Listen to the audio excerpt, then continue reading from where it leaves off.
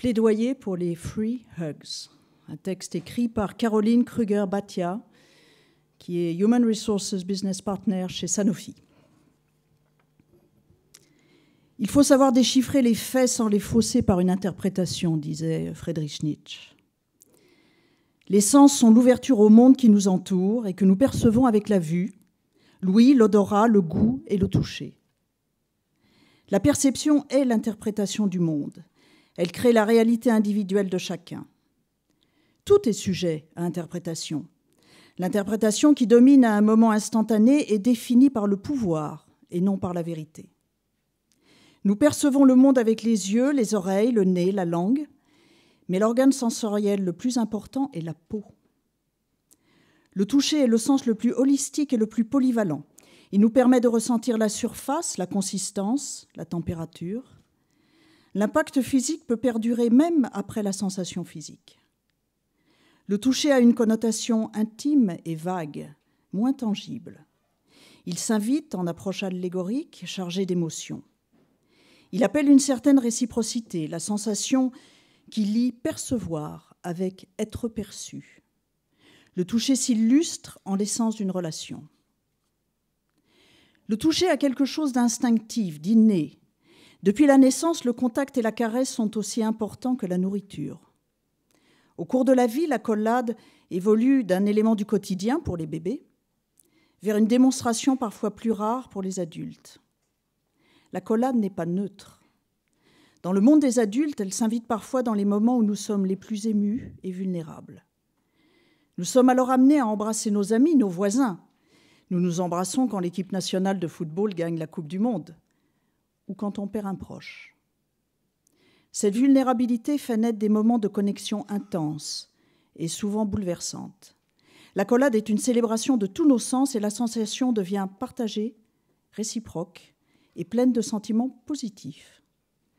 Ce bouleversement positif a été l'inspiration du mouvement des Free Hugs, câlins gratuits, lancé au début du XXIe siècle dans le monde anglophone. Il s'agit d'offrir des accolades gratuites dans un lieu public comme on offrirait de la limonade sur un marché. Même si c'est un mouvement physique, c'est par le biais des médias sociaux que ce mouvement est devenu connu, presque viral. Ce mouvement a aussi été un moyen de manifester pacifiquement pour plus d'amour, en réponse aux attentats de ces dernières années dans le monde occidental. Dans les actualités où la violence occupe une place omniprésente, nous avons besoin de retrouver les vraies connexions et de vraies raisons d'être. Quand, pour la dernière fois, avez-vous embrassé une personne en dehors de votre famille ? Dans quelle situation étiez-vous ? Et quels sentiments avez-vous eus ? Après avoir lu ces quelques lignes, demandez-vous, avons-nous besoin d'attendre l'excuse de la victoire de notre équipe nationale ou les moments de deuil pour la prochaine accolade ? Les câlins ne sont pas réservés aux bébés. Changeons notre réalité et donnons du pouvoir au positif.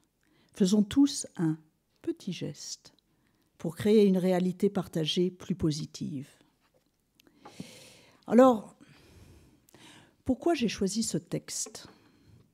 Dans l'ouvrage qui va vous être remis, vous retrouverez ce plaidoyer pour les Free Hugs que je viens de vous lire.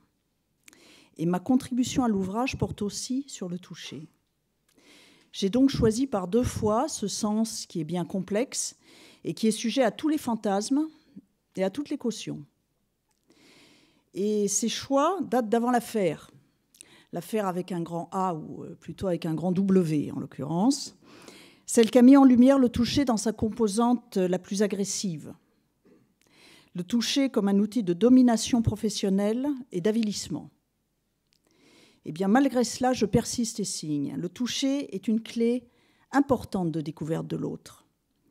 Et c'est aussi un sens qui permet l'encouragement, le réconfort ou la mise en garde. Et il a donc toute sa place dans la panoplie des outils de management.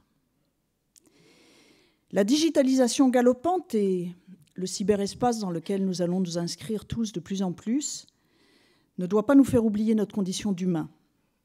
Et c'est pourquoi le toucher doit garder une place raisonnée, raisonnable, mais totalement assumée à l'heure du sans contact. Je vous remercie.